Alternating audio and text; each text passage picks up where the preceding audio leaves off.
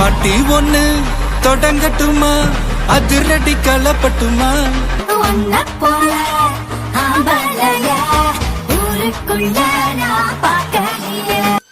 மாப்பிள்ள அப்படிதான்டா கேக்கும். கரெக்டா கேக்கும்.